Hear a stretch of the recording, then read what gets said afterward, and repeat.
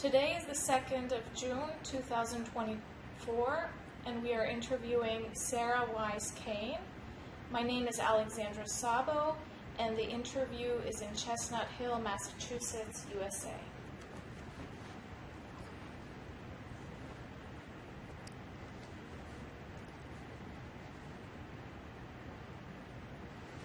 Sarah, please introduce yourself. My name is Sarah Wise Kane.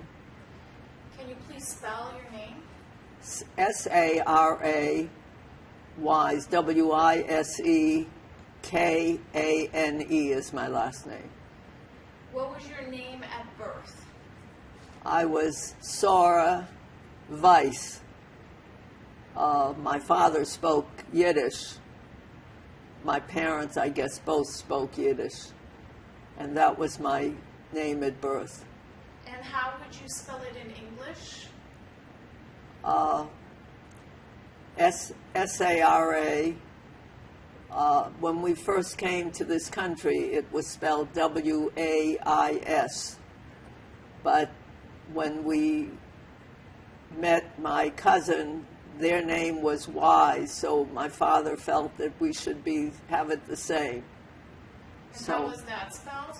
W-I-S-E. And did you have any other names, any nicknames? No nicknames. But when I was younger, they used a different name for me, but I can't really remember it. A Christian name. When I was passing as a Christian child. Okay. And what was that name? I don't remember. Okay. How old are you today? I'm 86 years old, almost 86. When were you born? 1938. The month and day? August 1st, 1938. What was the name of the town where you were born, and please spell it? Okay. Kovna in Yiddish. Now it's called Kaunas. K-A-U-N-A-S. But it was, when I was younger, it was Kovna, which is K-O-V-N-A. Lithuania. Do you know what your maternal grandparents' names were? I'm going to have to look at when I was younger and my father was alive, we tried to reconstruct some of the family. So my maternal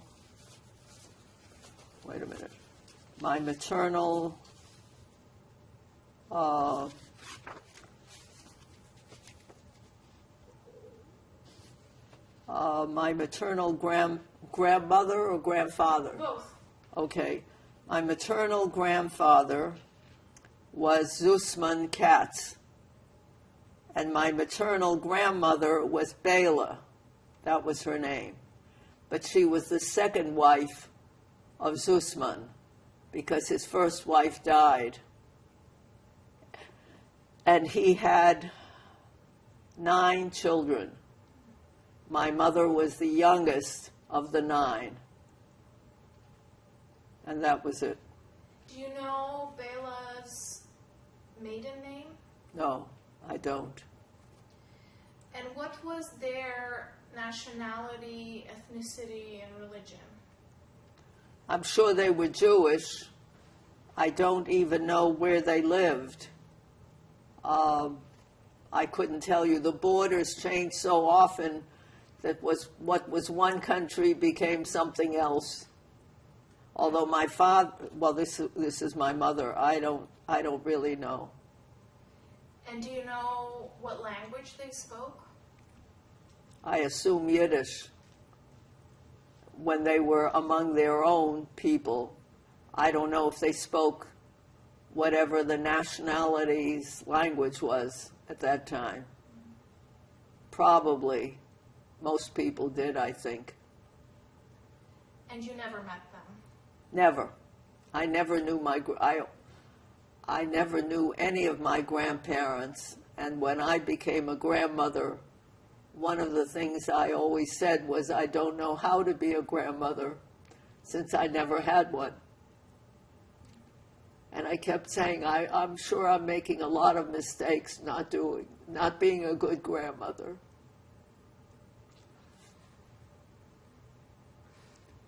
Can I ask about your mother? What was her name? My mother's name was Freda Golda. Can you please And- spell it? Freda Golda, good question. Freida, I think. And she was called Freda Golda, so Golda, Golda, like Golda Meir, I guess. And her last name was Katz. Do you know where she was born? I don't. And you don't know when she was born. I don't know when she was born or where. I just don't know. I think from the time I was very little, I never really got to know her very well because we were separated when I was young and I never saw her again. How old were you? I don't know, maybe 4 or 5, 4, I think. I don't know. I don't have any idea about the dates because I sort of wasn't aware.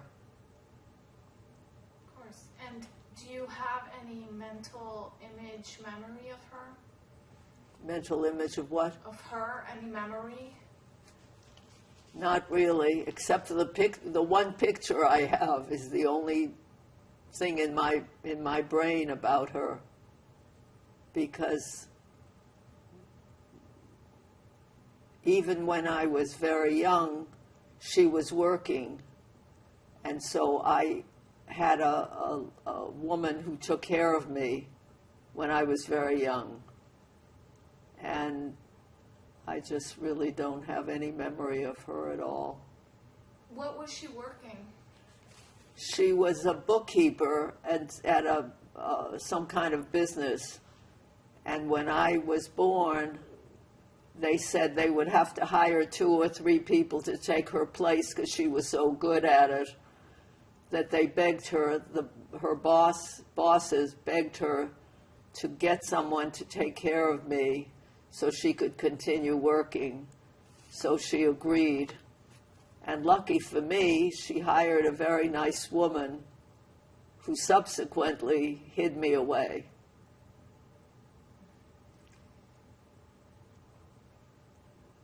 So let me just quickly ask her nationality, ethnicity, and religion. Who? Your mother's. My mother's, I don't really know. She lived in Kovna, but I don't know if she was born there. Do you know if she was Jewish? She was definitely Jewish. I think the whole family was, that I know of. I don't know of anybody that was not. Okay, let's go to your father's side. What were your paternal grandparents' names? I have to check to remember it. My father's grandfather, that's what you want. Father's father. My father's father. Yes. My father's father was Tevel, and my father's mother was Sarah Kuznetsky. That was her maiden name, I guess.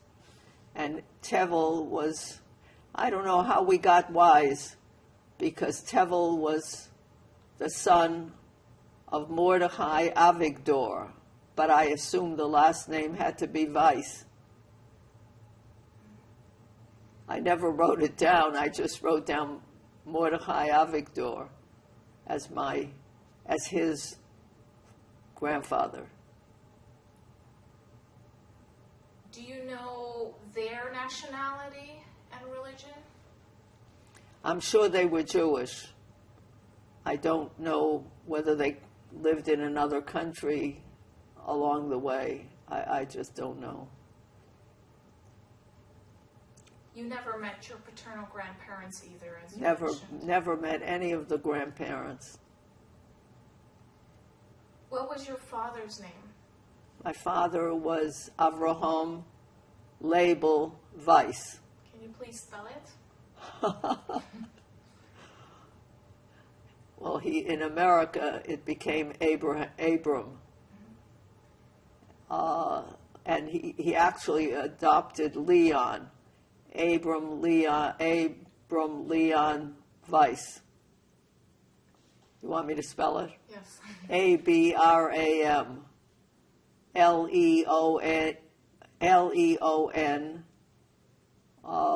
It became Wise. Wise. Do you know what his nationality was? He was born in Suwałk, Poland. I don't know beyond that. What languages did your father speak? I think he spoke like 7 languages. Oh, wow. He knew a lot of languages.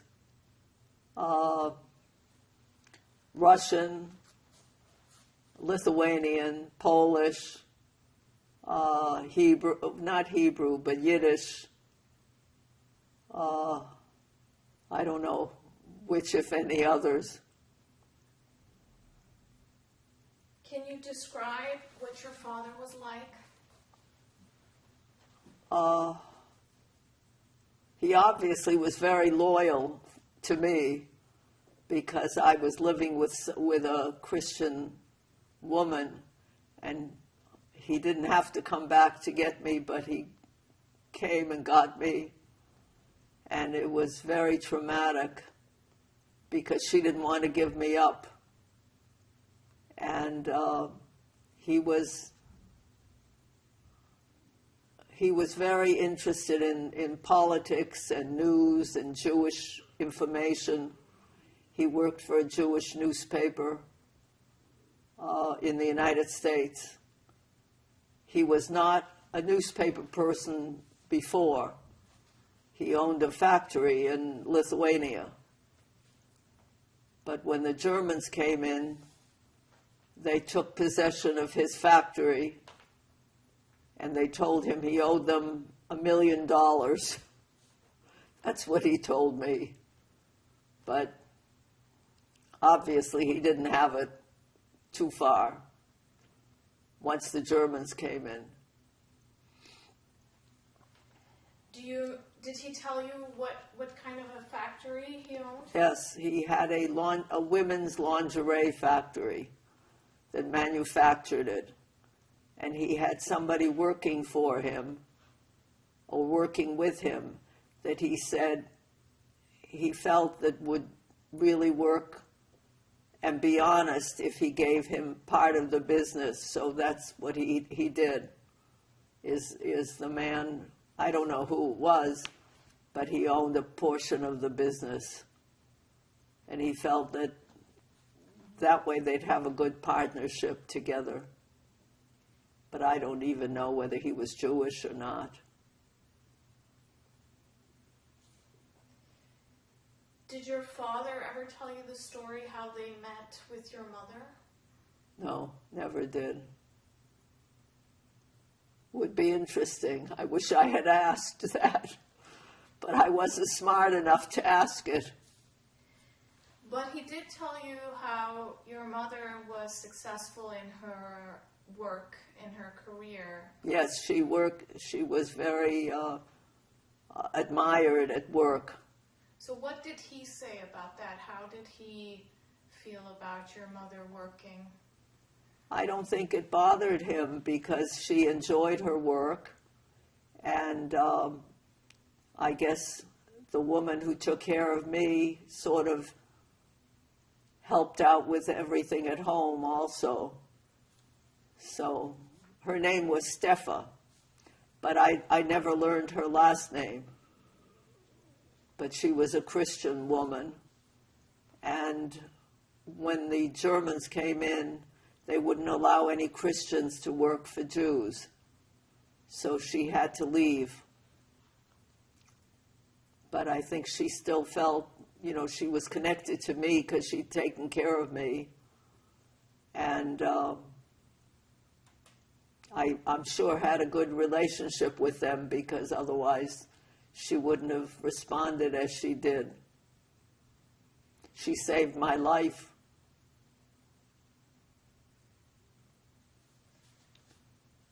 Let's go into the details of Steffa in a moment. Let me just still ask about whether you had any siblings. About what? Whether you had any siblings. I had a brother who was, I think, 12 when the war broke out. I think, I'm not sure. But at a certain point, maybe he was a little younger. At a certain point, my parents felt that because I was young and just another mouse to feed, that my life was in danger.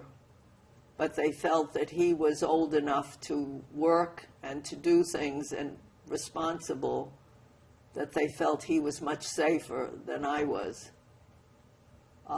His name was Zussman, and I only have one picture of him when he was, I'm not sure how old he was. Maybe on the back of that picture, there's a date, I think. Do you remember him? Do you have a mental image of him? I don't. Isn't that awful to have a brother? Because I grew up as an only child, although I lived with a cousin whose two children were, I considered them almost siblings, but not quite. So, Sarah, tell us your story. What happened to you? What happened? As a child. When we were in Lithuania and the war broke out, I remember everybody had to come to a central square with big bright lights, and they announced, this is what partly my father told me, partly I remember being in this big square with lights, bright lights, and they told the Jewish population they had to move into a certain area that became the Kovner ghetto. And people crowded in together into apartments, but I think my father told me most of this. I don't really remember it firsthand. And I was with my mother and father and my brother, I guess, in that, originally in the ghetto. And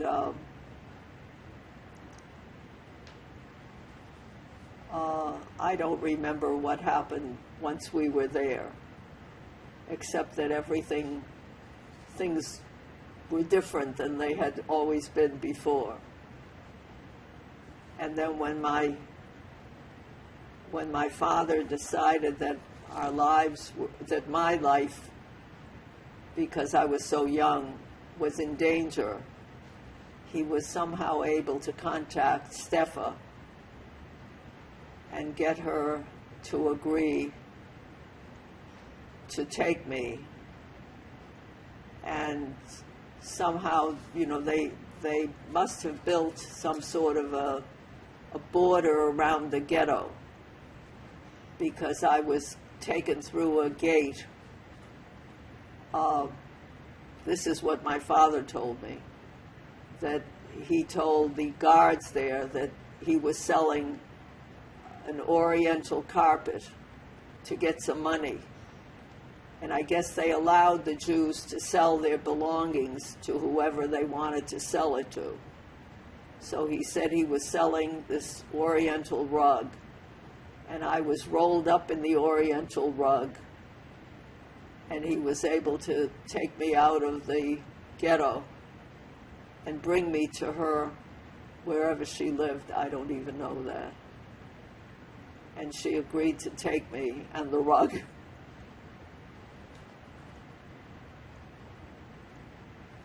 And that's how I was smuggled out of the Kovner ghetto.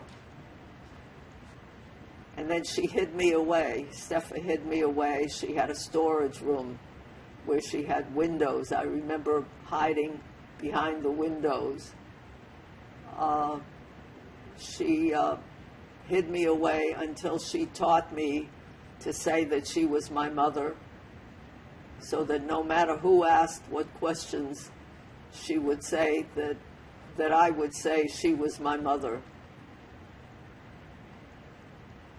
And once she felt confident that I would always say the right thing, I was allowed to get out of the the storage area where she hid me.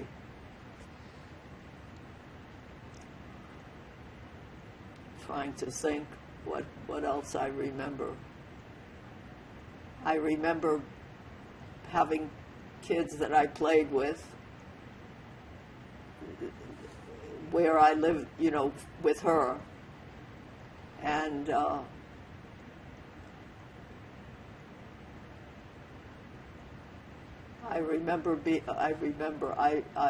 don't know whether I remember or whether I was told, but that the Nazi soldiers used to give the kids candy, and I was one of the kids that got candy from them.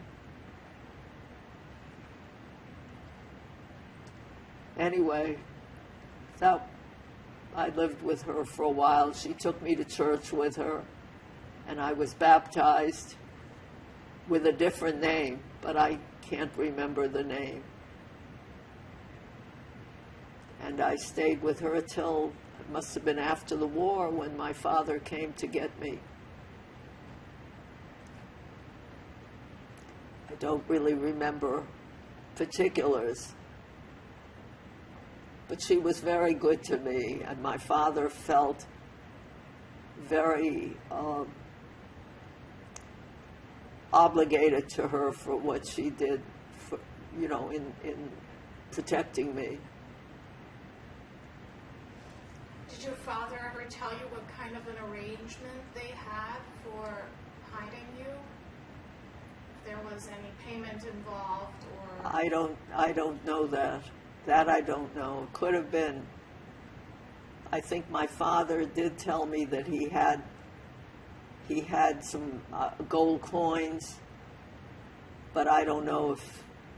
I know at one point he said, when he was later, many years later, a number of years later, I don't know how long, he told me at one point he had some valuables that he carried around in a pumpernickel bread. He had a pumpernickel bread that he emptied the middle of, and he was carrying this old pumpernickel bread with some valuables in it. But he said eventually, I think it was stolen also. So the storage room where you were hid by Stefa, that wasn't your old home then? No, she lived somewhere else. I'm not sure where it was, but it had to be in Lithuania, because she was able to come, and she was, I guess somehow or other, she was able to communicate with my father about whatever arrangements they made. But she took me. I don't know whether he paid her or didn't. Or I know in later years he would send care packages to her, and he told me he was sending used clothing. And I said, "Why do you send used clothing?" He said, "Because if he sent new, they would take it away. The customs or whatever would take it away, but if it was something that was used, she got it. And even if she couldn't use it, she could trade it for other things, barter." So I know he told me that he did that regularly. And so you remember some children playing with children.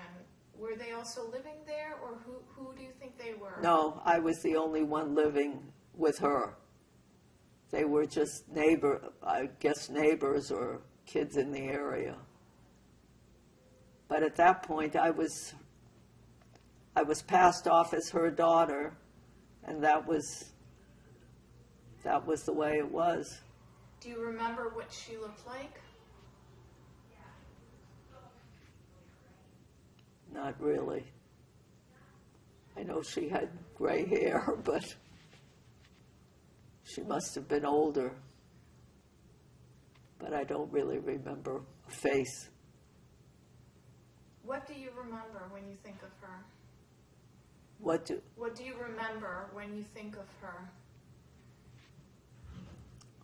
That I would go everywhere with her, but I don't remember a face or what she looked like. But she had me, with her all the time, I think, as far as I know, except when I was able to play with children around where we lived. I don't even remember what the place was that we lived in. Did she have a husband? No, I think he had died or something. She had been married, and he had died or something, which is why she was able to work in my family. And you probably spoke Lithuanian together. Yes, I did. I spoke Lithuanian all the time. But I don't remember any of it now. You don't remember the language? Not at all. So at home, even before the war, you had learned Yiddish and Lithuanian? Right. Okay. So continue your story. So you were with Steffa until the end of the war, probably. Right. What happened then?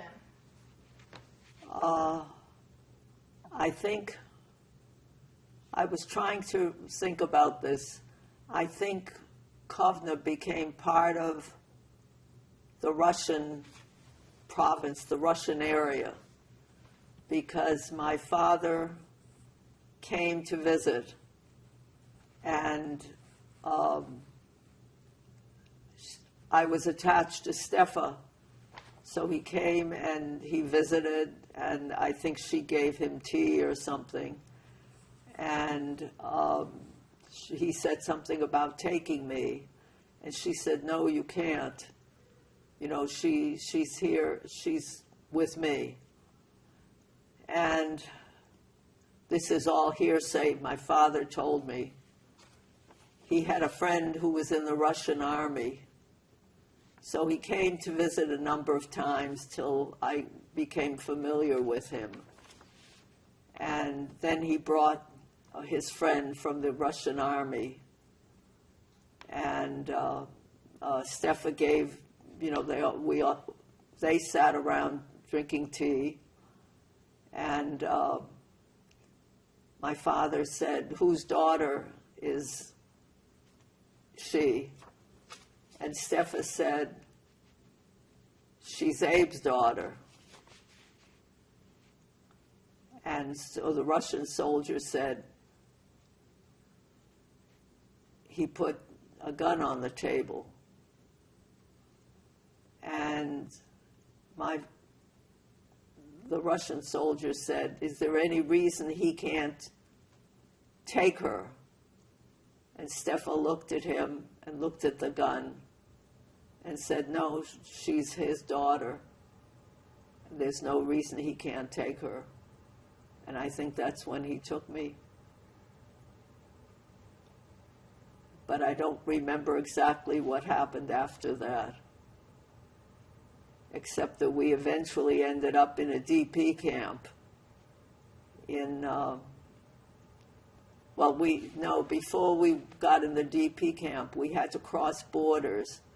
And I think we went at night my father holding my hand all the time. At night, crossing during the dark part of the night when the moon wasn't too bright, because they didn't want anybody to see us. But we were not alone. We were with other people who were also crossing from the Russian zone to the American zone. And I don't even know how he knew where he was going, but he went with these other people and crossed to the American zone, and then eventually ended up at a DP camp, which I found out many years later was actually in Germany, in Bavaria.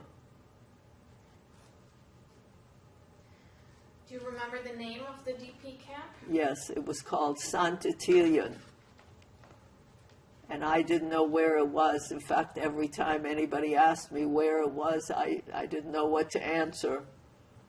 But we looked it up, and it was in Bavaria. So what do you remember about the arrival to this DP camp? What did you see or We lived, hear?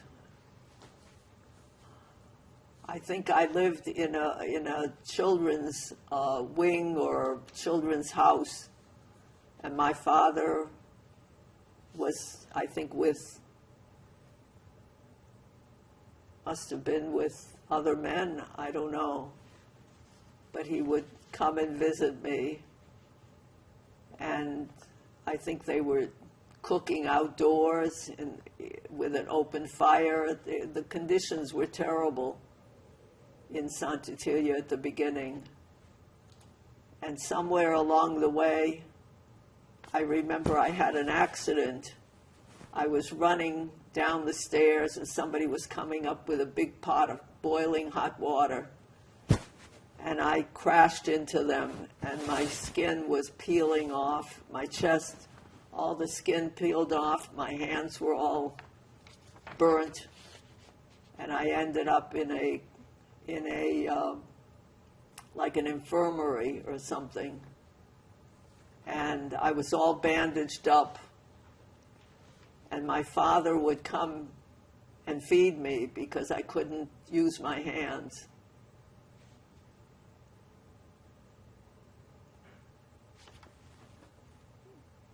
Terrible memory. But anyway, Was it a long recovery? I don't even know how long it was, but I did eventually recover, I guess. I'm here. Do you remember the people in the DP camp? Not really. Not really. I must have blotted it out or something. I don't know. I don't know. And did you and your father at this point talk about what had happened, where your mother was, where your brother was? Not till much later. I really didn't know. I must have not been very curious. I don't know whether I didn't. I know when I was young, I used to sort of live at at that period, not really asking about previous stuff. I don't know if he told me about it or not, but he did tell me in later years that because my mother and my brother both looked very fair-haired, so it must have been, I surmised it was 1943. When they would go anywhere, they would walk separately because he looked very Jewish, and they had fair color, their hair and looks were were not very Jewish, were more neutral. And they were going somewhere, and they turned a corner. And my father was a couple of blocks behind them. And he came, turned the corner, and they were gone, just totally swept off the street. And he went crazy looking for them, and he couldn't find them. And then he found out that the Germans, the Nazis, had come and had swept people off the street, just picking up anybody that turned a corner. And I don't know whether they demanded, identity or whatever, but they just disappeared.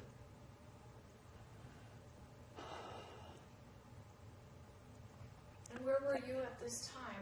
I was hidden away with Steffa, so this was all stuff that he told me afterwards, because this was when I wasn't there anymore. Okay, let's go back to the DP camp. So you had this terrible accident. Right. What do you remember afterwards from the DP camp? I don't remember that much about it, except that I was, bandaged up, and my father was very good to me by being there to feed me and to take care of me. I don't know if other people fed me in between, or he had to come, 3 times a day. I don't even know that. Do you know what he was working? What he was working at? I really don't. Okay, so how much time did you spend there, and when did you leave, and where did you go next? From the DP camp, I think they had to apply to come to the United States. My father wanted to go to Israel, and he tried to go to Israel, and he couldn't work it out somehow. So then he had relatives in the United States. We had a cousin in Scranton, Pennsylvania, who must have contacted, I don't know if they contacted HIAS or my father was able to contact HIAS, but they were the organization that sponsored us to come to the United States. And this cousin Gooderman, I think his name was, I think it was Isidore Gooderman, but I'm not sure. I think he was a rabbi in Pennsylvania, in Scranton, Pennsylvania. But he was the first sponsor. And then we had a cousin in Brookline, Massachusetts, that was the other sponsor. And somehow we were able to get papers to come to the United States. What was the other cousin's name in Brookline, Massachusetts? Robert Wise. And he was, I'm not even sure exactly how we were related, but I called him Uncle Robert, and his wife was Aunt Ethel, and I lived with them for a while when I first came, until my father had a job, and he went to New York, and I came to Brookline to stay with them. And he didn't speak English. I didn't speak English at all. So I went to school in Brookline for a while. I started there. And he had to look for a job and a place to live. And we had some other relatives in New York that he was able to contact also. And do you know how the other relatives and the 2 cousins had arrived to the U.S.? Do you know when they came?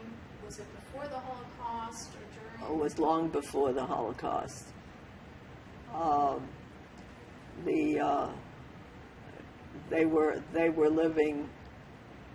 They were integrated into their communities. My Uncle Robert had an ice cream factory in Boston, and his father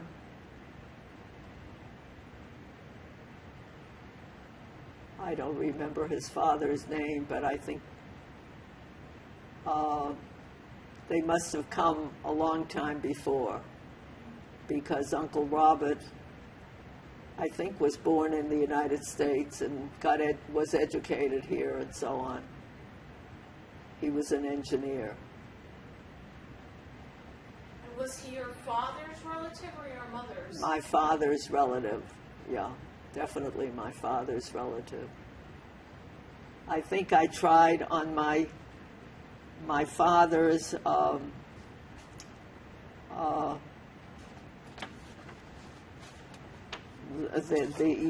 printout that I tried to find to see how we were related to each other, and I discovered that my father's father had a bunch of brothers, and I think one of them, let me see.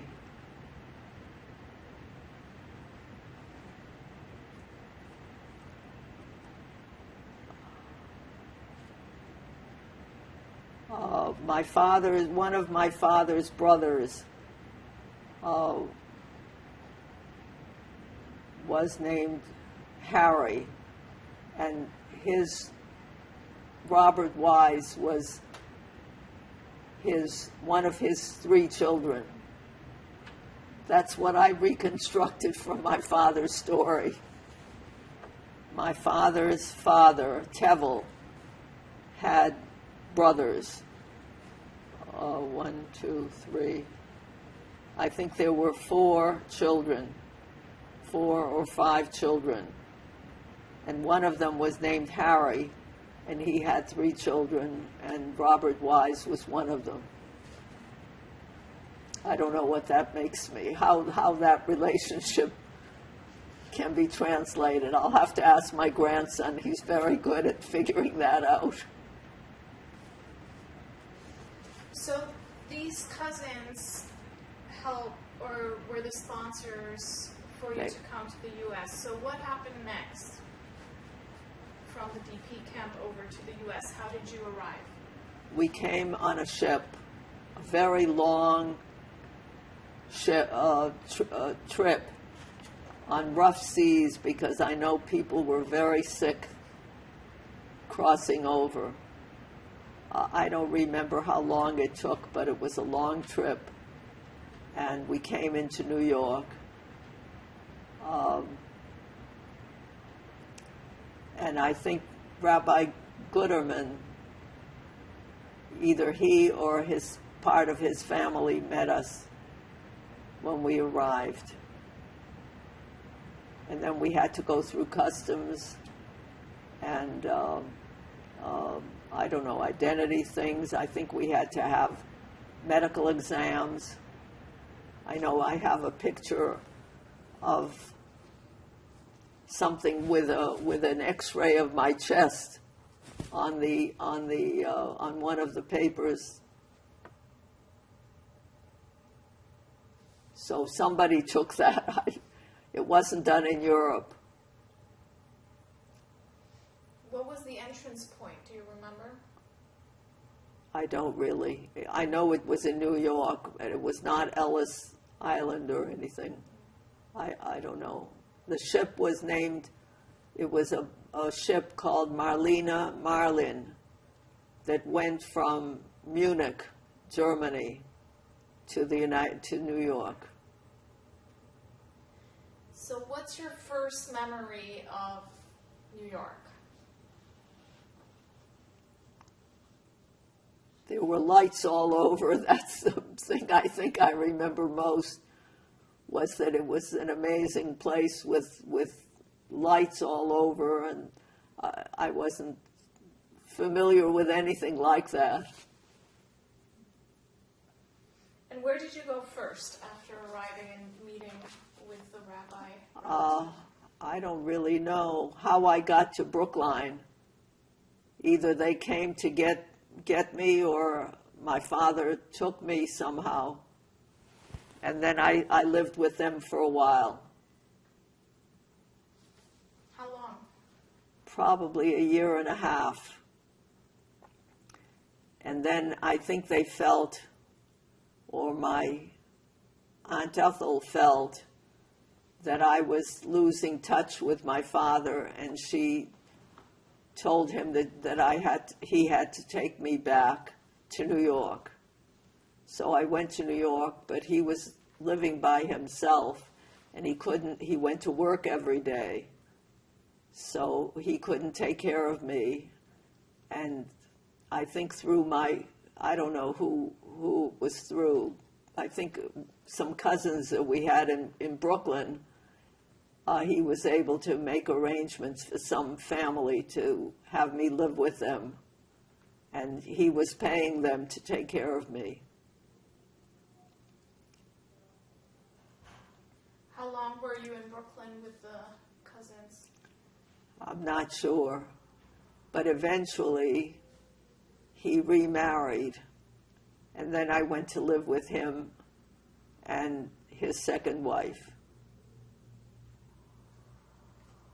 Do you know when he started working? When my father started working? When and what? Oh, well, my father, when he was young, he learned to be a printer. He became what do they call it? He worked in a printing shop, and he learned how to do that so that he would have a vocation. And so and then eventually he became, he had a factory and changed jobs, work. But when he came to New York, he went back to being a printer because that was something he knew. And he got a job with a Jewish newspaper as a printer. And he became a compositor. He had to learn how to type. He didn't know how to type. So he had a sheet of paper with all the keys of a typewriter, and he was practicing typing on that. Do you know the name of the Jewish paper? Yes. He started at a newspaper that was called The Day, Der Tag. And then it bought out another newspaper, the Morning Journal, and it became Der Tag Morning Journal. And he worked for them. All his life? I think so. I think so. He joined the typographical union, and that's what he did, yeah. Do you remember missing your father before you could settle with him again? What's that? Do you remember missing your father before you could all live together again? I think I missed my father, but he came to visit on a regular basis. So it wasn't like I lost track of him. He was really very loyal all along the way. I don't think I realized or appreciated it when I was younger. But he would come and, I would go out with him even when I was living with the other people. And they were nice people. They included me in whatever they were doing. And there were also children your age? No, there were no children my age. Their children were a little older. I don't even remember their names. It's awful. So how old were you when you and your father and the new wife moved in together again? Do you know? We moved to the Bronx, and I'm trying to remember. I must have still been in grade school because I graduated from grade school, the 8th grade, in the Bronx. So I lived with them then. And then I went to high school in the Bronx. Do you remember By struggling? then I spoke English pretty well That was because Aunt Ethel and Uncle Robert, when I lived with them, sent me to elocution school so I would not have an accent. And I went to school, grade school, in Brookline. So the first year I went to the first grade.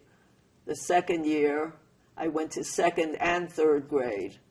And I think by then I had caught up to my proper grade, and I think that's when I went to New York. But my English was pretty good at that point, I think. And you say you forgot Lithuanian and Yiddish? What's that? You say you forgot Lithuanian and Yiddish? I forgot Lithuanian completely. I did know Yiddish pretty well, but now I'm not so good at it. But I used to write to my father in Yiddish, and he wrote to me in Yiddish. Not that my spelling was correct, but And in the Bronx, did you continue speaking Yiddish at home, or you switched no, to because I think my stepmother didn't know Yiddish.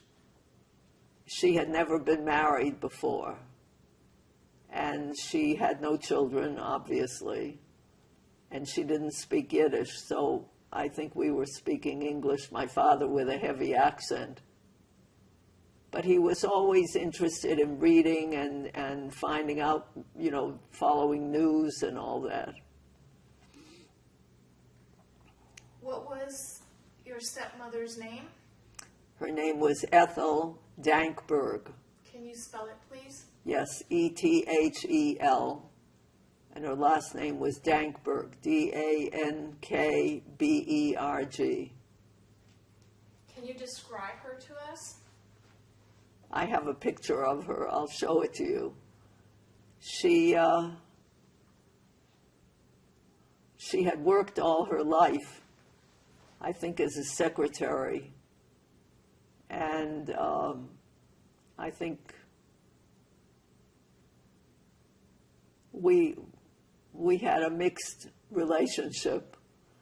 I knew that she wasn't my mother, and she was pretty good to me, but I think I resented the fact that I didn't have a mother. And anyway, both my father and she used to come and visit us after I was older and married. And she really enjoyed my children when they were little. So they didn't have children later? No,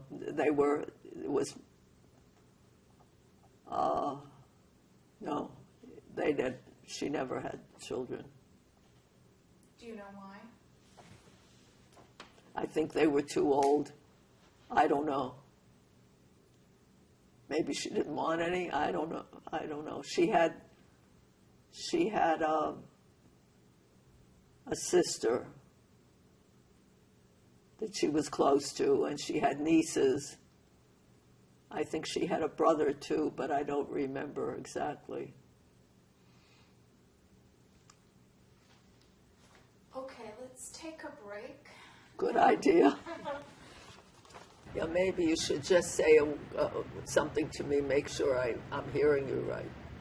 So we were talking about the Bronx. Okay, You went to school there.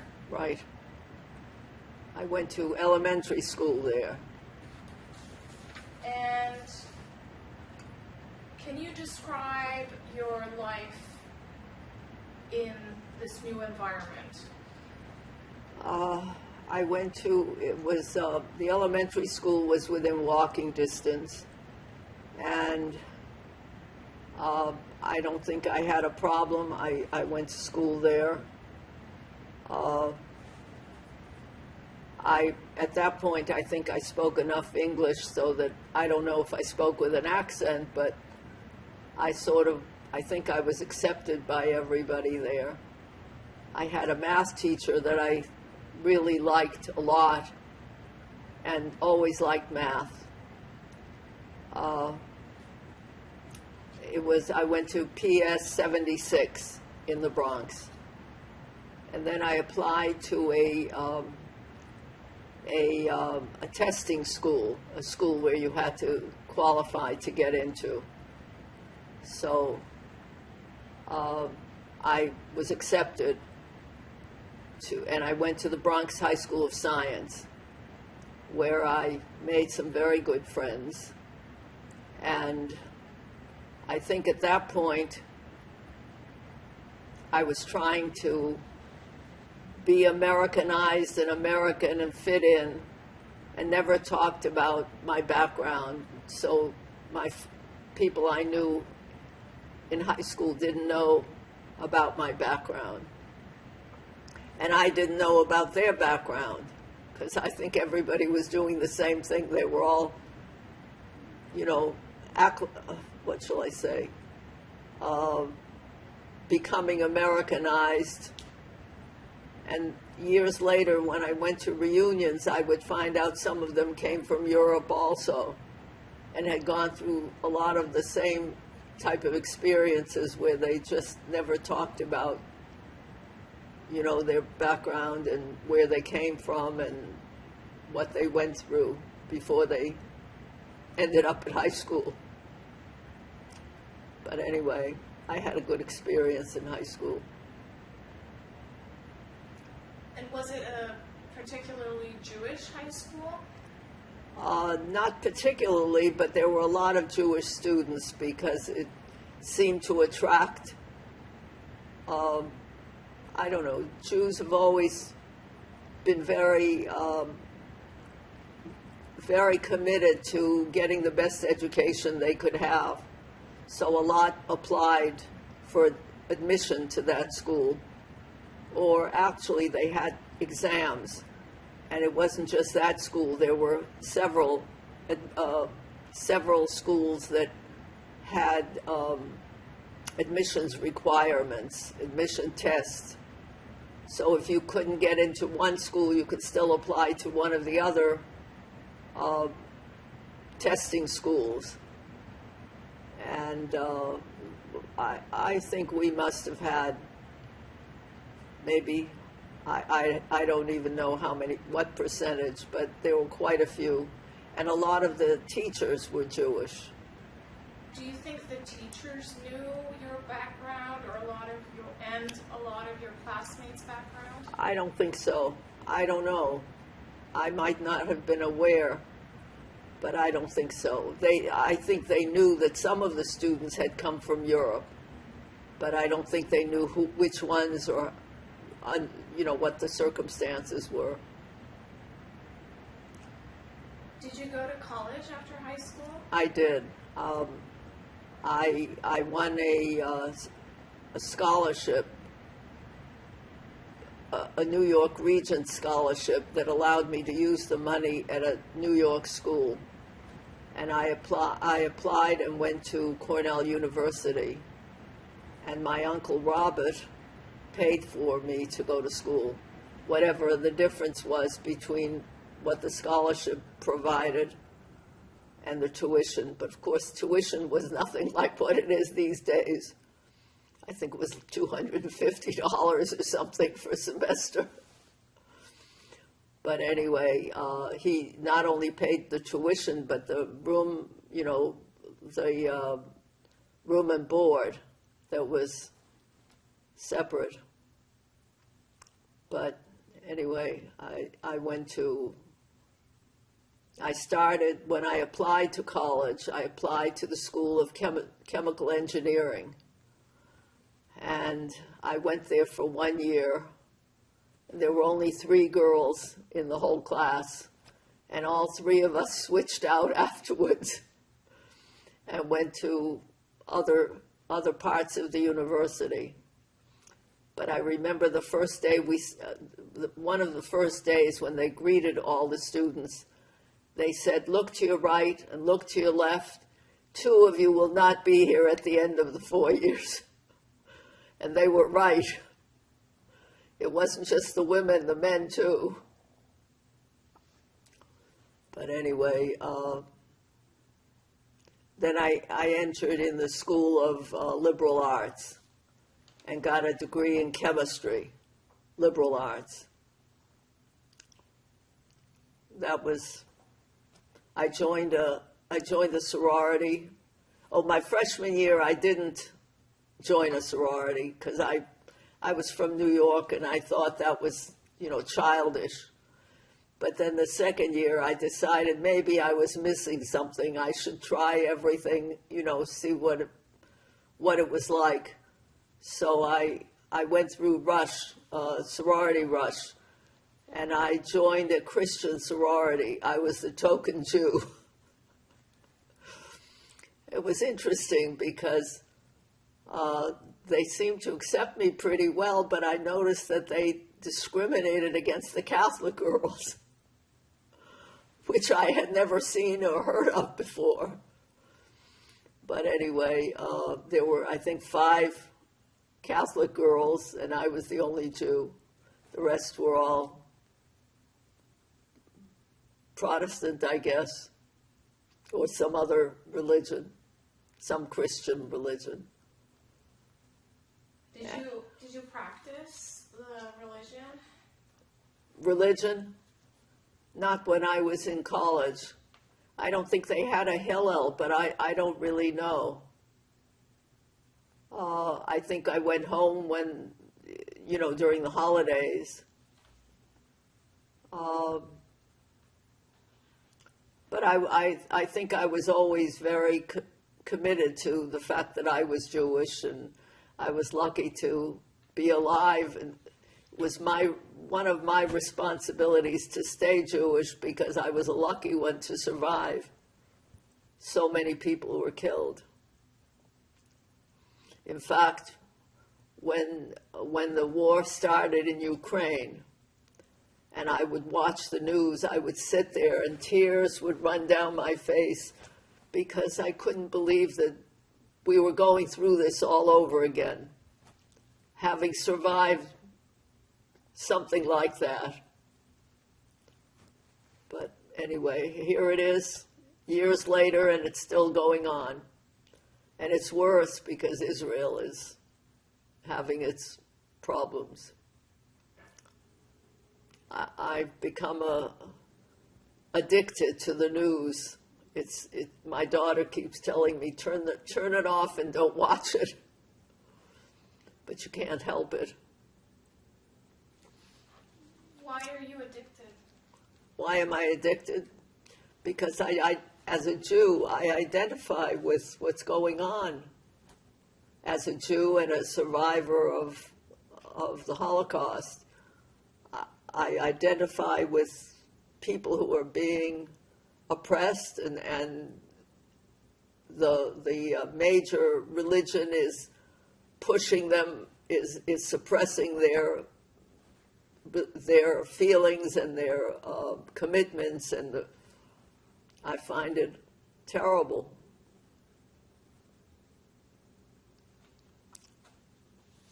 Especially now with the increased anti-Semitism that I couldn't imagine when I was younger. I just couldn't imagine it. I knew that there was anti-Semitism under the surface, but I couldn't imagine what's going on now. Did you experience direct or indirect anti-Semitism when you were in school or in college? No, I didn't really. I don't think people, the only ones who knew that I was Jewish were my sorority sisters. The others, maybe they knew I was. I don't know. I don't remember. I don't remember experiencing anything.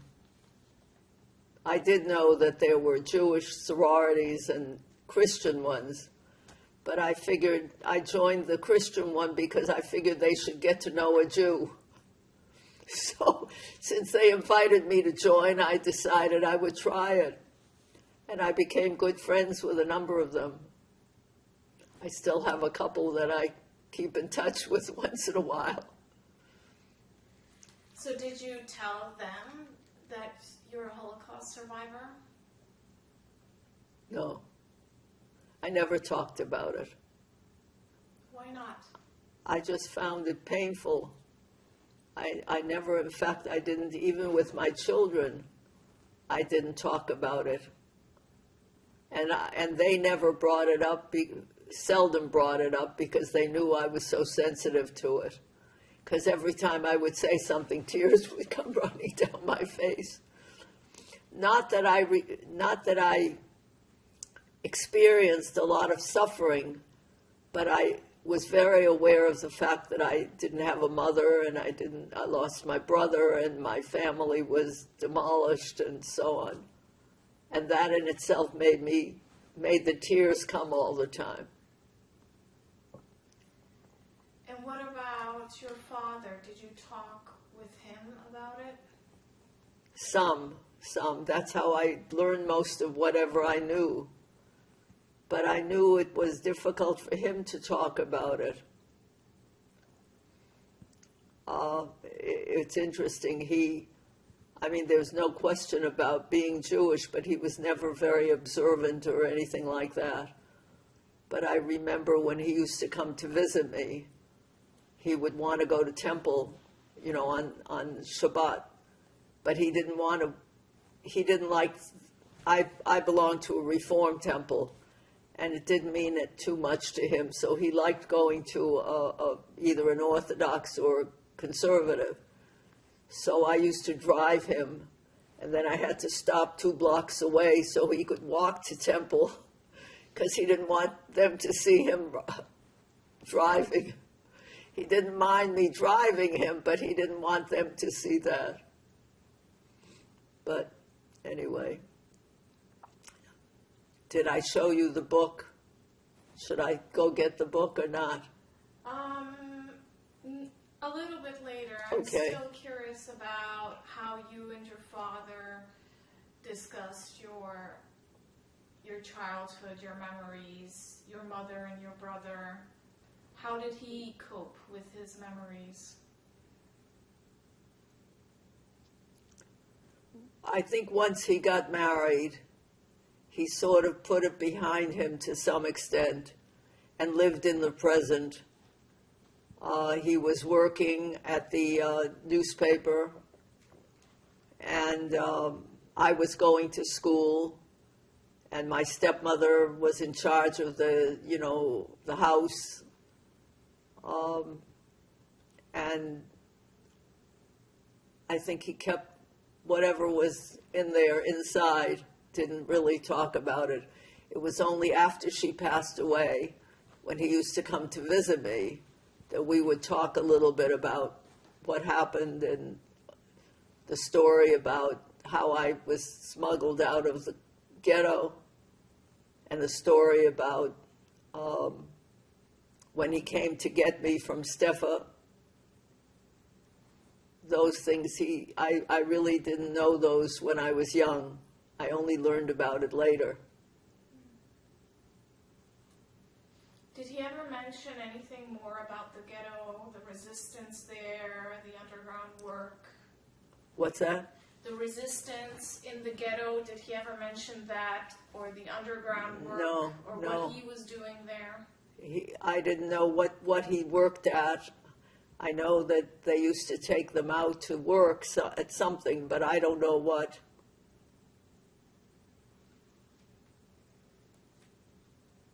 Okay, so you went to university after college. I went to college. You went to college, and then what happened with you afterwards? Well, I graduated college, and I was applying for jobs. And those were the days when they offered one thing to men and they offered something else to women. So I remember applying to a company called Union Carbide, and they offered me a job, but they told me how much they were going to pay me. And I said, I know you don't offer that to the men. Why are you offering it to me? And they said, because you can't do the work that a man can do. I said, what kind of work? And they said, well, you're not strong. And so on. I said, is there weightlifting? Is there something I have to lift? No, but that was their policy. So I ended up getting a job at Polaroid, which was paying a lot more, and I worked on some research projects there. And then not in later years, but along the way, I was always interested in math, and I became interested in the stock market. So in later years, after I had children, I went back to school and studied for a CPA at Bentley College. And I got my master's there, and then I sat for the CPA exam, which I passed. So I worked at that for a little while. That was actually before the children were born. No, I guess it was after. And trying to think. I worked at Polaroid before my children were born, doing research. And then after the children were at a certain age, I went back to school to get the CPA. Math was always my strength, so I sort of went in that direction. When and where did you meet your husband? I met my husband through my cousin in Brookline, the one I lived with when I was younger. They belonged to a club, a country club, and they used to play golf. And I think, what was I doing? I think I was living in Boston after college when I had my job at Polaroid. And they met, I don't know, somehow they met him, and they introduced me to him. That's how I met him. What was his name? My husband, his name was Joel Kane. Can you please spell it? His real name was Irving Joel Kane, but they never used the name Irving. Irving was somebody who had passed away in the family, so that was his real, his legal name. So when he signed legal papers, he signed them Irving Joel Kane. But in the telephone book, he was listed as I. Joel Kane, just the initial I. But anyway, his name is Joel. And how come you were in Boston when you met your husband? After I finished college, I moved to Boston because I took that job with Polaroid. And during summers, when I was in high school, I had summer jobs, and sometimes in the summer I would come and live in Boston. One of them, I worked at one of the hospitals in Boston during the summer. That was at the Peter Bent Brigham Hospital. It's no longer around. It was merged into Brigham and Women's, where my daughter works. So when did you get married? We were married in 1961, I believe. And my daughter was born a year later. And my son was born 2 years after my daughter. What are their names? My daughter is Gwen. Actually, her legal name is Gwendolyn Freda Kane. We all call her Gwen, but she was named after my mother, Frida Golda. So we took the initials and moved them around a little, but that's who she was named. And my son is Jonathan Kane, Jonathan Thomas Kane. And I think the Thomas was for Tuvey, which was my father's, somebody of my father, well, could have been Tevel, I don't know, I'm not sure. But he had an influence on that. And my son lives in Connecticut. My daughter lives about 2 miles from here, maybe a little more. No, she's 2 miles from my old house, so she must be a good 3.5 miles from here. Did your children get married? Yes, both children are married. My daughter is celebrating her 40th anniversary this year, and she has 3 children, all very accomplished, if I might say. And Can you tell us the name of your grandchildren? sure, my daughter's 3 children are Emily, who's a lawyer in New York. She what do they call it? She worked during her training. She worked for an appellate judge, and she worked in the Southern District of New York, working for a judge. What do they call it? All of a sudden, I've gone blank. She was I can't believe it. Anyway, she has some very good training, and she's working as a judge, as a lawyer, and her husband's a lawyer also. She's married. Then the middle child, my daughter's middle child, is Daniel, and he's working in real estate, working very long hours, and he's married also, and he's the one who lived in Cambridge and just moved to Belmont. And the youngest one is Ben, who arranged with you for me to have this interview. And Ben has done all kinds of things, including play baseball in the Olympics for the Israeli team. And the one who caught that baseball that he gave me as a present when his team beat Germany, because he knew it would have special significance for me. And then my son, who is now I think he's going to be interviewed somewhere along the way. He is John. We call him John. He's in the American Virgin Islands today. He's flying home tonight. His son is working there, so he went to visit, and he has 2 children. His son George, who is working in the hospitality industry, they call it, with the fancy hotels, and they have a daughter who just graduated college.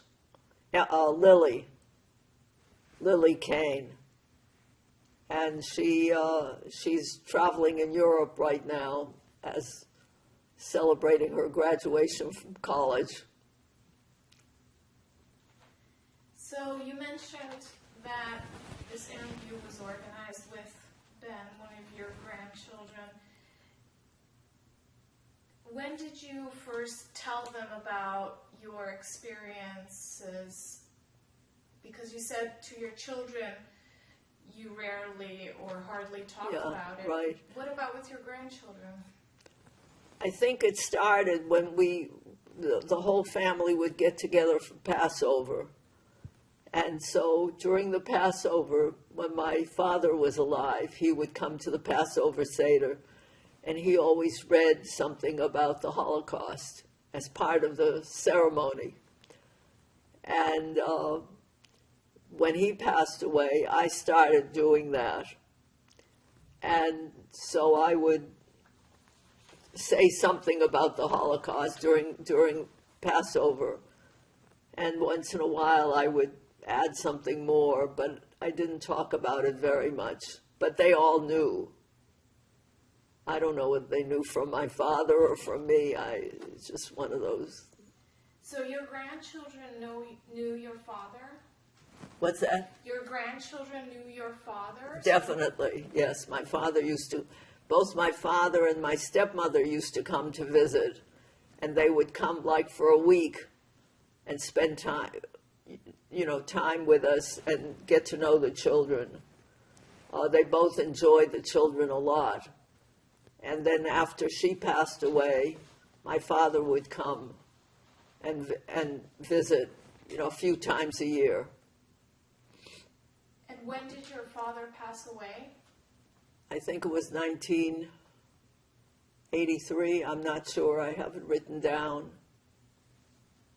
But he was I think 83 years old when he passed away. I have his obituary printed up on one of the papers that I have that tells about his Holocaust experience, a little bit about his Holocaust experience. He went through a lot. A wall fell on him, and he broke a hip and couldn't be treated because he didn't. It was during the war, and somehow he survived. I don't know, it healed, didn't heal properly, but it healed. And he once told me about a death march that he was on, and they were marching them to someplace where they were shooting them and killing them. And there was a Nazi soldier with a gun walking alongside this column of Jews, and a little girl came over to talk to the soldier, and the soldier bent down to talk, and my father ran off into the woods and was able to escape. That's something he told me about. I wasn't there, and I can only believe what he said. Why would he make it up if it wasn't true? But anyway. Do you know how long he hid in the woods afterwards? I don't really know. He must have found some other people to join and be with. He couldn't have survived all by himself. But I don't really know. I don't even know what year that happened. All I know is that he wrote down on that calendar I showed you that was 1943 was when my mother and brother disappeared, and he considered that the time that they died. So when I commemorate their yahrzeit, that's the date I use, because he used that. But I don't know how long. Sometime between that and the end of the war, I guess. I don't know. Did your father ever share his story with Holocaust-related?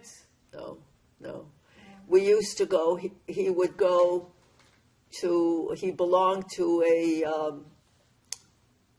What do they call it?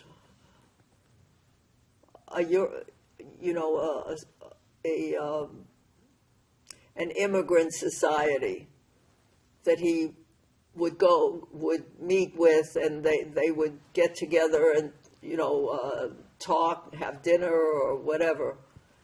So he did that, but he never went with any official group. Although when we were in Florida, trying to remember.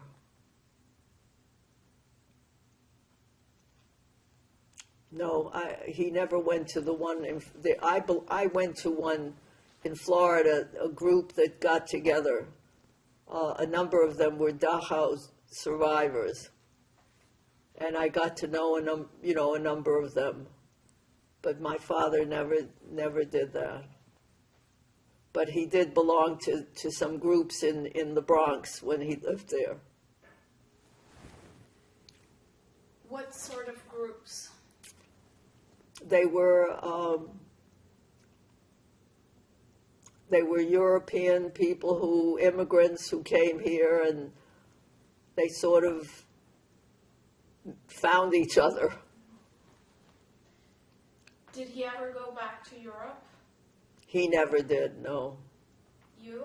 I've been to Europe, yeah. One time I even flew a German airline, and I always said I would never fly. I never bought German cars. I never wanted to fly German anything. But we went on a trip with friends, and they made the reservation, and we went on the German airline, and don't you know it, they bumped us. Two?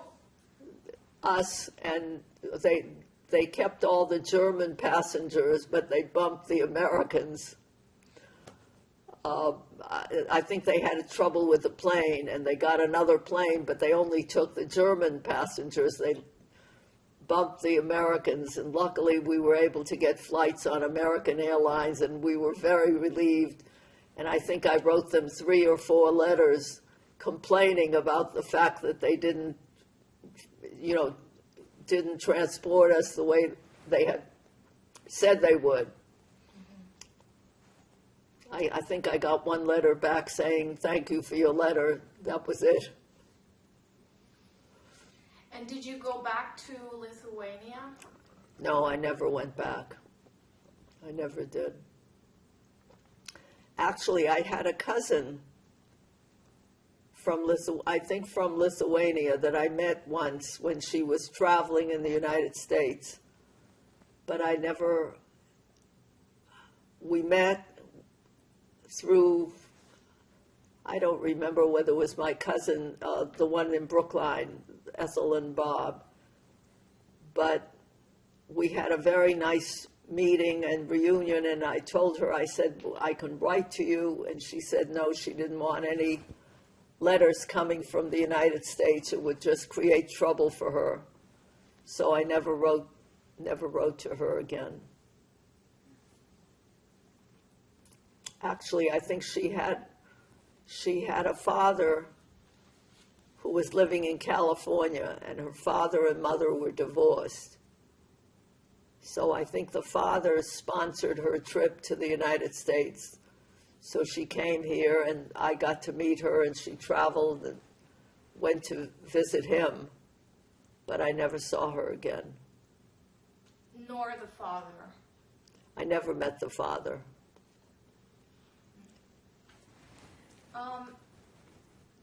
People weren't traveling the way they do now. Now they get on a plane, and it's 2 seconds, they're gone. I see my children there. Ben was just in California 3 days ago, 5 days ago. And do your children or your grandchildren want to visit Lithuania, you think? I don't know. I don't even know where I lived or anything, the name of the street and the Lithuanians were very anti-Semitic. I know that now. I wasn't aware of it, before. Kovna had a very large Jewish population, and supposedly a sophisticated, educated Jewish population, but they were decimated during the war.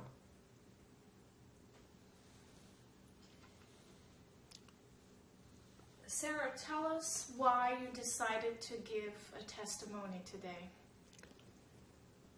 I've been feeling I should have done this years ago, but somehow I never made the contact or tried to do anything about it. I was always interested in information about the Holocaust and people who survived it and so on. And Ben was the inspiration for this, because I think I probably wouldn't have reached out to do it. But they felt that I should, and I really felt that I should have done it years ago, but I never did. probably I should have gone around and talked to various groups, but I think I was busy with my family, and I don't know. I didn't have many members of my family surviving, but my husband's family really included me and adopted me as one of them, and that's what happened. Was your husband's family Jewish, Oh, yeah. but not survivors? No, the family had come years ago. In fact, somewhere we have a samovar that Joel's grandmother brought from Russia. And it's still moving from generation to generation in our houses. My mother-in-law gave it to me. And I think my daughter has it now. Do you feel that you are more interested in the Holocaust now? Do you read books, watch movies about it? I watch some things about it. I don't really read books about it. I find it so depressing to watch, to read about it. I'll read articles about it, but I can't go through a whole book about it. I just find it too hard. But you say you're also upset about the wars that are going on now. Terrible, terrible. What is your... Because I identify with it. I think of all the people who are not suffering now, but the generations that will suffer after, the same way I felt that I did.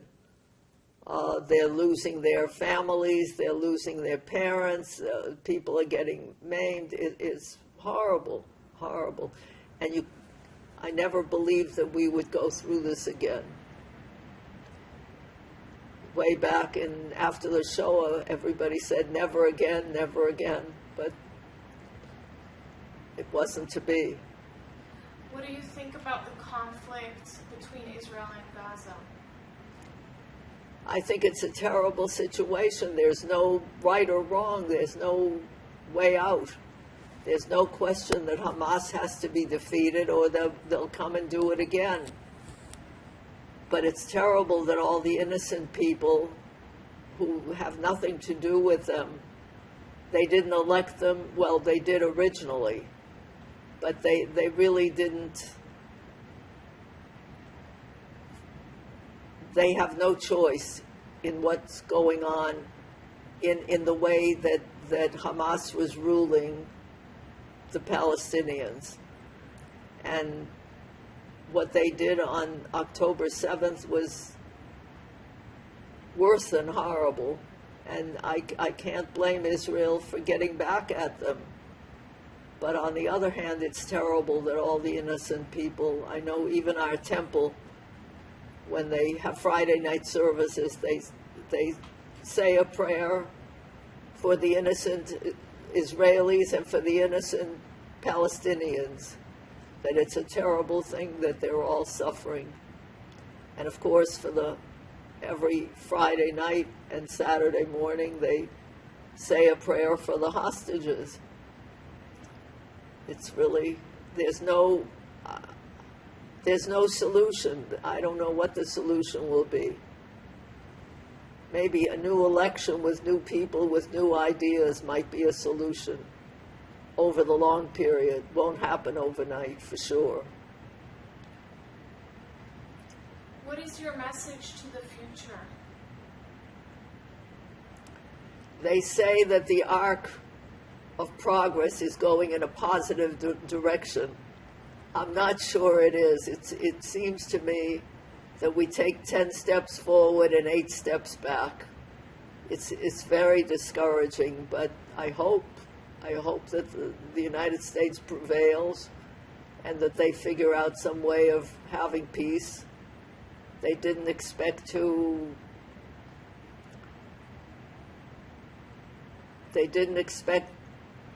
the fact that Israel might sign some sort of agreement with Saudi Arabia.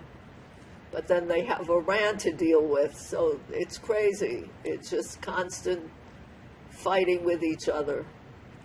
My son-in-law, who just went to his Harvard reunion last couple of days, one of his roommates was Antony Blinken, who's been doing a good job, very good job. He couldn't make it to the reunion, but my son-in-law, David, said he's going to go on a Zoom meeting with all of them for sometime this weekend, I guess, if he can make it. But we hope for the best. What else can we do? But we as Jews have always felt that we should repair the world. We've tried to urge the whole population to do that, but they don't listen. They just turn and go after some other scapegoat.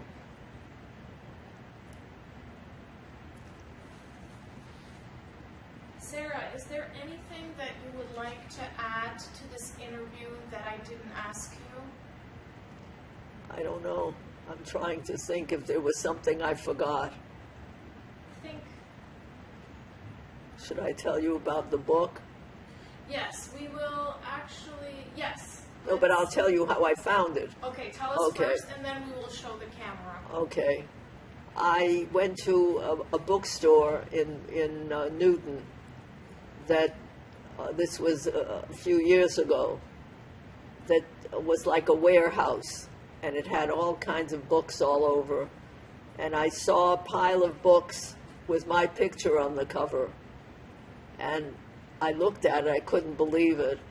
My hands started to shake, and my jaw dropped to the floor, and I picked up the book, and I looked at it carefully, and I knew that I recognized not only myself, but the picture. I knew I had a copy of that same picture. So I bought the book, and I took it home with me and stayed up all night reading it to see what it was about, because it had 3 people on the cover. I was in the middle, and 2 other girls were on either side of me, and I thought perhaps one of them had written the book.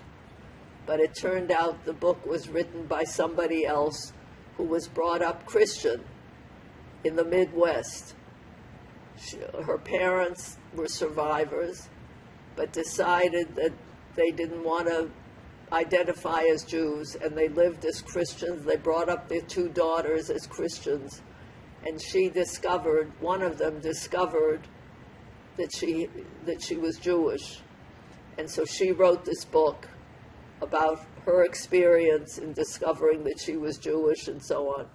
And then the publisher went to find a European picture to put on the cover, and that's how I got on the cover. Anyway, it was a shock. But we did follow up, and a friend of mine who's a lawyer looked I think the little blurb on the back of the book said that she was a lawyer, the writer. So he looked up the name, and I called her, and she said she didn't know anything about the picture that was on the cover. But I did find that eventually I found out the name of the person who took the picture, and it was somebody who knew my father, and who not only took that picture, but had some other pictures that I have copies of that were European pictures that were shown on the internet in some sort of an art exhibit of pictures from Europe, from the war era. How did the photographer know your father? Do you know? They belonged to this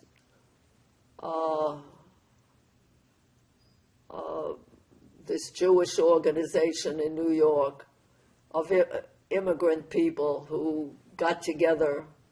I can't think of the name of it right now, but that's how he knew him. Well, no, that's how he knew him in New York, but I think he just knew him in Europe. And one day when he came to, it must have been after the war, but before we came to the United States, he took the pictures in Europe. I guess he was interested in photography, and he came and was taking pictures of people, and my father said, take some pictures of my daughter. So he took pictures of me, and I showed you one picture of him with me. We will also show the camera these pictures. Sarah, is there anything else you would like to add at the end? I don't know. There was something else you mentioned that I should talk about, but I can't remember what it was. You said to save it. Those are mainly the stories connected to the pictures that that you will still narrate for the viewers.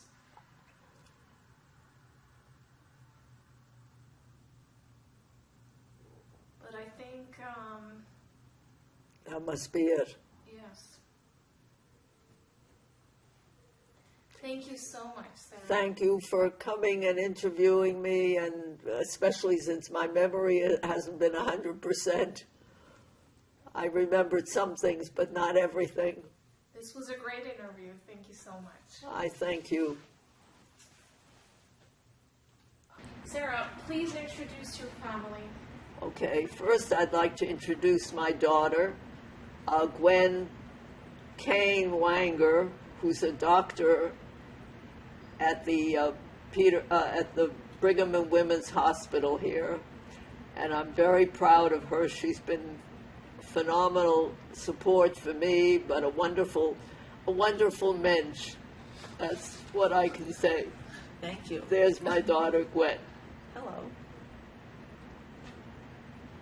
And I'd like to introduce her youngest child, who is the instigator of my interview today. He sort of took an extra interest in the whole thing, and that's Benjamin Wanger, who's become much more interested in Jewish subject matter in the last while, although he also, went to Hebrew school and did all the other things, but I think he's taken an extra interest in the Holocaust and our mutual background. Thank you. So that's Benjamin Wanger. Benny. Gwen, how much of your mother's wartime experiences do you know? I did not know a lot for many, many years. I remember sitting down with my grandfather, her father, Abe, and he tried to tell me in his very, very thick Yiddish accent what happened. And I must have gotten 20% of what he said, but I was young and I didn't ask enough questions. And now I would have asked plenty of questions. And so I knew some of the stories that you've discussed, probably. But it's been over the past few years that my mom has spoken more about it, and particularly over the past months since my son has become more involved in her learning about our history, that she has shared way more stories with me. And it's been fascinating to understand where our family comes from and her experience and how this relates to all immigrants coming to the U.S. and everybody's story. Are you named after somebody? I am named after somebody. My name is Gwendolyn Freda, and I'm named after my mom's mom, who was Frida Golda. When did you find out? Long time ago. I knew that many, many years ago. Did you discuss your mother's experiences and your grandfather's experiences with your children? Yes, I have, as much as I knew in the past. They did know about her survival through the Holocaust, and this is the information I got from her and my grandfather. But I didn't know the specifics. I knew some specifics, but not a lot of specifics. And I find it's very important that they understand where they come from and their background and their history. And how do you feel this affects you being the daughter of a Holocaust survivor? That's a great question. I haven't been able to absorb it all and understand it all and work it through, but it's very emotional. It's very upsetting. It's very, I don't even know the words to put to this. It's a very, it's a learning experience, and it's becoming more and more important for me to understand so that I can relay it to my children, and then when grandchildren come, we can keep the history alive, and it's very, very important. It's become very important as I've gotten older. Thank you. Ben, do you know what happened to your grandmother when she was a child? I do, mostly from me asking questions. I think Grandma has always had kind of a hard time talking about it in the past. We would celebrate Passover at a big family event pretty much every year, and we would always give Grandma the space to talk. You would talk very well, but it was hard for you to talk about a lot of your experience as a child, and I think as I got more in touch with my Jewish identity, started asking more questions and learning. And I don't think it was like withheld, but like I think you just have to go out and ask and seek out that information. And did you know Sarah's father? I did not. No. You did not? I did not. You never knew my father? When did he pass Grandpa away? died when I was. Oh my I God. was in college. We have the obituary. I know. He's young. No, he was 83. No, Benny I'm was young. I was young. No, he I was was- unborn. Benny was young. Benny yes. was young. Benny I was- knew Grandpa. I knew Grandpa. I know you do. And how does it affect you being the grandchild of a survivor? I think it gives me a lot of pride. He knew enough to bring that baseball when they beat Germany. Yeah. Yeah, I think it gives me a lot of pride. I think, like, understanding your family history is something that everybody wants, and I think that I understood one side of my family's history very well, and this side not as much. And I think it's a pivotal piece of who we are, is where we came from. So it's been a very good experience, just getting to know more and getting closer with everyone. Thank you. Thank you. Sarah, what is this book? One day when I was in the bookstore, I saw this book with my picture on it, and I knew I had an original, or I had a copy of that same picture, but I wasn't sure. And I bought the book with my hands shaking and took it home to read, and found the original picture that this was a crop of. A friend of my father's had come and had taken pictures in Europe because my father asked the man to do it. And these were in an exhibit on an online museum and were selected by the publisher to put on the book cover. Can you show us where you are on the original picture? I'm right in the center somewhere. Yeah. Here I am in the original. And here I am the same day with my father. And here I am on the book cover. I was shocked at seeing the whole thing. Thank you. Sarah, who do we see on the right side? My mother, that's the only picture I have of my mother. And the other one is my brother. And with the war, I never was able to keep any pictures of anybody before that, so I have absolutely no other pictures of them. And they were separated from my father because they didn't look very Jewish. whereas my father felt he looked Jewish. So whenever they went anywhere, they would walk apart from each other so they wouldn't, in case anything happened, he felt it would happen to him and not to them. And they turned a corner and just disappeared. They were swept up by the Germans. Thank you. What do we see here? These are the papers and the pins. I think I must have worn them when we came to the United States. It's my highest identification. It tells which ship I came on and the date that I arrived. And I've always been grateful that Highest sponsored me. It gives the name of a cousin of mine who was the sponsor through Highest that my father and I came to the United States. And what are the pins on the bottom? I don't know whether we wore them or they identify that I came via Highest, and it tells the date. 1946. 1946. Thank you. Who do we see on the pictures here? These are pictures of my father when we came to the United States.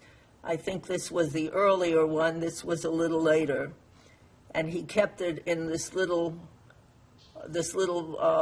pocket holder with his calendar from 1944, marking the date that my mother and my brother disappeared.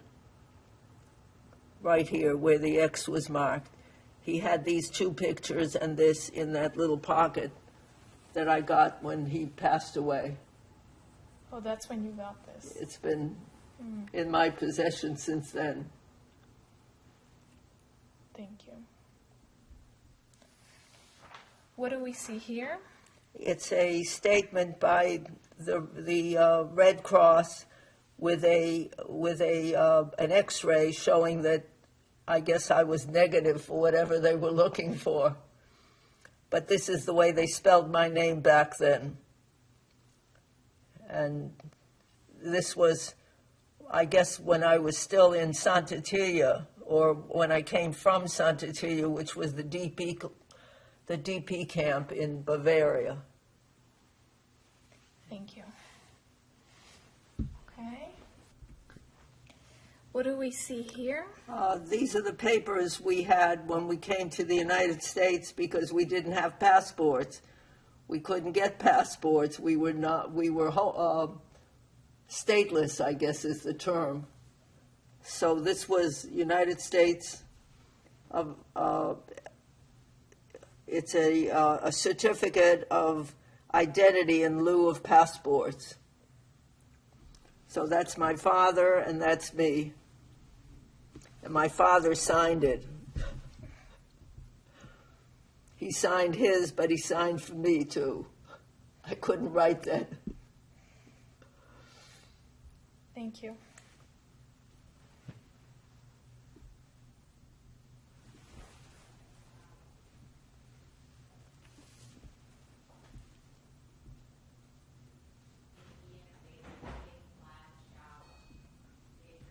Sarah, what do we see here?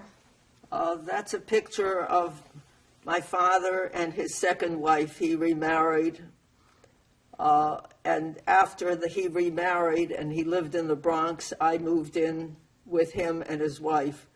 I had lived with another family before that because my father couldn't take care of me, so he was paying a family to take care of me in Brooklyn. But after he married, I lived with them, and I went to high school, grade school also in the Bronx. And then this is my father's obituary in the Boston paper. Who do we see here? These are the people I lived with in Brookline, Massachusetts when I first came. My father had to find a job and a place to live in New York, and I came and lived with them. So this is my Uncle Robert Wise.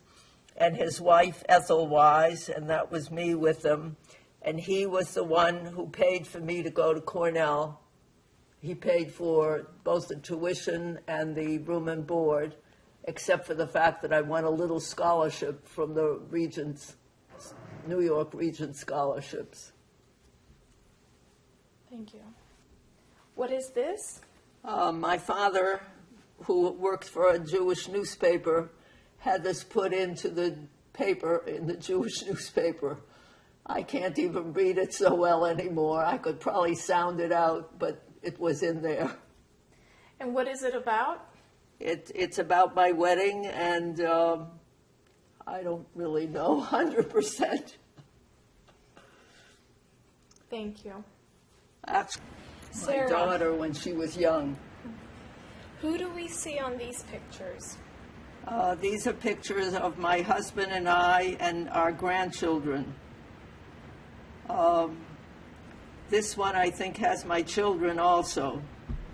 And that one is, no, they both have children and grandchildren. My daughter, my son, and the grandchildren. And my daughter-in-law here. And is David there? No, he's not. I don't know. Here, I can't see it upside down. Okay. Thank you. These are pictures of my children and my grandchildren. My son-in-law, my daughter, and the 3 grandchildren here, and my son and his wife and the 2 grandchildren there. That covers 5 grandchildren. Thank you. Okay, what do we see here? This is a baseball that my grandson, Ben Wanger, brought back when the Team Israel was in the process of qualifying for the Olympics in what was it, the last Olympics? 19. Anyway, he was one of the pitchers, and he wrote on the baseball the date September 9th, 2019, and they Team Israel beat Germany in the qualification for the Olympics, and this was the last ball out, and my grandson saved it and brought it to me because it had special significance since they beat Germany. The game was in Bonn, Germany. Thank you.